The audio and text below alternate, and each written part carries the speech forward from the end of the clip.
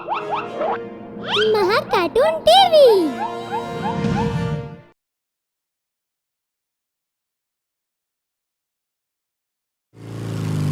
U turn. Rahul को शाम को निकलने में देरी हो चुकी थी। ऑफिस का काम करते करते उसे पता ही नहीं चला कि कब रात के 11 बज चुके थे। आनन फानन में राहुल ऑफिस से निकला। अपनी बाइक निकालने के लिए राहुल पार्किंग एरिया में गया। पहले तो उसकी बाइक शुरू नहीं हो रही थी, लेकिन थोड़ी देर की कोशिश के बाद बाइक चल पड़ी। कड़कड़ाती ठंड में राहुल जम रहा था। तेज हवाओं से उसका शरीर ठिठुर रहा था। कल बॉस से बात करके अपनी शिफ्ट जल्दी ही करवा लूंगा, नहीं तो ऐसा ही चलता रहा तो एक दिन यूं ही जम जाऊंगा और किसी को मिलूंगा भी नहीं। थोड़ी और दूर जाने पर राहुल ने देखा कि कंस्ट्रक्शन का काम चल रहा है। रास्ता पूरी तरह बंद किया हुआ था। दूसरे रास्ते को देखने के लिए राहुल ने अपना फोन निकालकर मैप से सहायता ली। राहुल को दूसरा रास्ता मिल गया, जिसके बाद उसने यू टर्न लिया और आगे की तरफ निकल गया। रास्ता काफी कच्चा था, जिससे बाइक की स्पीड कम हो गई। दूर दूर तक राहुल को कोई भी दिखाई नहीं दे रहा था। आसपास सिर्फ और सिर्फ घने पेड़ और जानवरों की आवाजें आ रही थी। अरे यार, ये कौन से रास्ते पर आ गया मैं? सब कुछ इतना डरावना लग रहा है, जैसे कि आज ही मेरा आखिरी दिन हो। लगता है महा कार्टून की हॉरर स्टोरी देख देख के मेरे दिमाग में भूत के अलावा कुछ चलता ही नहीं है। रास्ता असल में काफी डरावना था। तेज तेज हवाओं के कारण पेड़ों के सनसनाने की आवाज आ रही थी। कहीं दूर से भेड़िए के चिल्लाने की आवाज भी राहुल के कानों को साफ साफ सुनाई दे रही थी। इसी तरह की भयानक आवाज सुन उसने बाइक रोकी और अरे यार, इन आवाज़ों को तो अब मैं और नहीं सुन सकता। एक काम करता हूँ, हेडफोन लगा लेता हूँ। कम से कम अपने मनपसंद के गाने सुनूंगा तो ध्यान भटकेगा मेरा। अपना ध्यान भटकाने के लिए राहुल गाने सुनने लगा। गाने सुनते सुनते राहुल काफी दूर आ चुका था, लेकिन अभी तक वो मेन रोड तक नहीं पहुंचा था।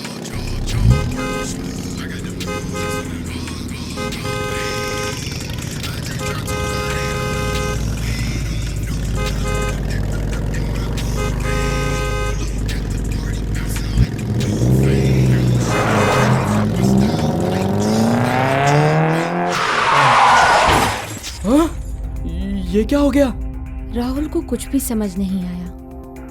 वो तेजी से गाड़ी की तरफ भागा। राहुल काफी डर चुका था। गाड़ी से अभी भी कोई बाहर नहीं निकला था। राहुल हांफता हांफता गाड़ी के पास पहुंचा। एक्सीडेंट की वजह से गाड़ी काफी बुरी हालत में थी। राहुल काफी परेशान था कि अंदर गाड़ी चलाने वाले की क्या हालत हुई होगी। गाड़ी के पास पहुंचकर राहुल ने जैसे ही गाड़ी की खिड़की खोली तो एक्सक्यूज मी, आप ठीक तो है ना? बहरे हैं क्या आप? आपको हॉर्न की आवाज सुनाई नहीं देती? लड़की को सही सलामत देख राहुल काफी हैरान था। वहीं दूसरी तरफ प्रिया नाम की ये लड़की राहुल पर चिल्लाए जा रही थी। ओ हेलो, लगता है सही में बहरे हैं आप। आप कुछ कह रही थी? आप ठीक तो है ना? क्यों, आपको मैं खराब लग रही हूँ क्या? अरे नहीं नहीं, एक्सीडेंट बहुत बुरा था ना, तो मुझे लगा कि मैं मर गई।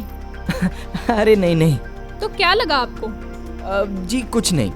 देखिए भाई साहब, गाड़ी में सीट बेल्ट नाम की भी कुछ चीज होती है, जिसका उपयोग बुद्धिमान लोग ही करते हैं। जी? बड़े बेवकूफ हो यार तुम तो। चलो सामने से हटो, मुझे बाहर निकलना है। प्रिया को एकदम सही सलामत देख राहुल को बड़ी ही हैरानी हो रही थी, लेकिन अब वो करता भी तो क्या करता।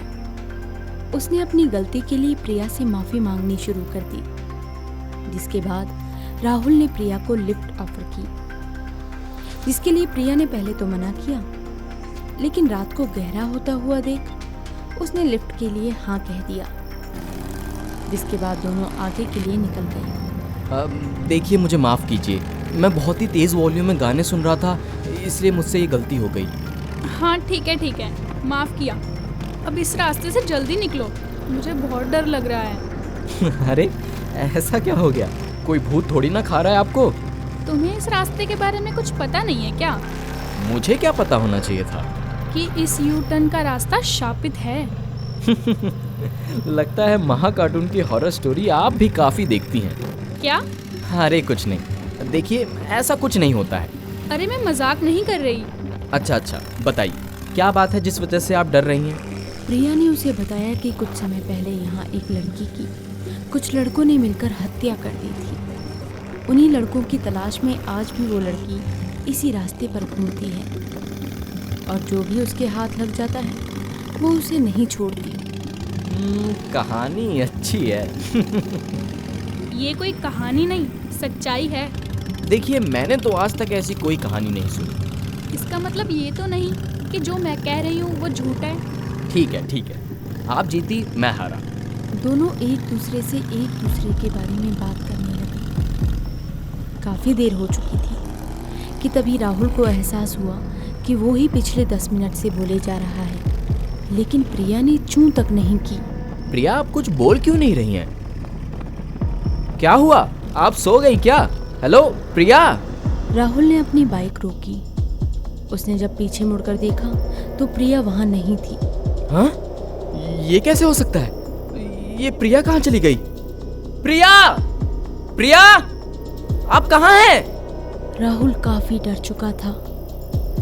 प्रिया के उसके साथ ना होने की वजह से उसकी हालत खराब हो रही थी। उसने हर जगह निगाहें फिराई, लेकिन प्रिया उसे कहीं दिखाई नहीं दी कि तभी पेड़ों की सरसराहट तेज हो गई। ये सब देखकर राहुल के ठंड में पसीने छूटने लगे। उसका गला सूखने लगा कि तभी उसकी बाइक की हेडलाइट जलने बुझने लगी। आसपास से अजीब सी आवाजें भी आने लगी। अरे यार, ये क्या हो रहा है? प्रिया जी आप कहाँ हैं? देखिए यहाँ मौसम बड़ा खराब हो रहा है। आप जहाँ भी हैं जल्दी आ जाइए। कहीं प्रिया ही तो वो भटकती लड़की नहीं? ऐसा कहते ही राहुल की बाइक अपने आप बंद हो गई। उसके सामने एकदम अंधेरा छा गया। उसने जल्दबाजी में अपना फोन निकाला और उसकी रोशनी से अपने आसपास देखने लगा कि अचानक आसपास की सारी हलचल बंद हो गई और एक अजीब सा सन्नाटा चारों तरफ छा गया।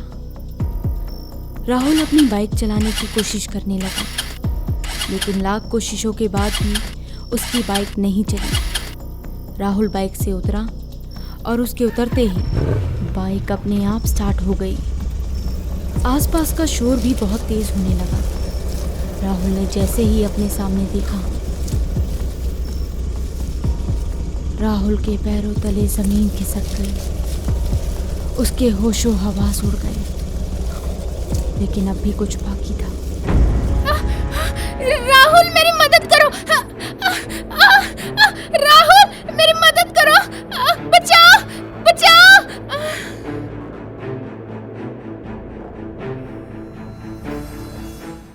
अगर आपको हमारे वीडियोस पसंद आ रहे हों तो इन्हें लाइक करें, चैनल सब्सक्राइब करें और हमारे कार्टून शो सबसे पहले देखने के लिए बेल आइकन दबाना ना भूलें।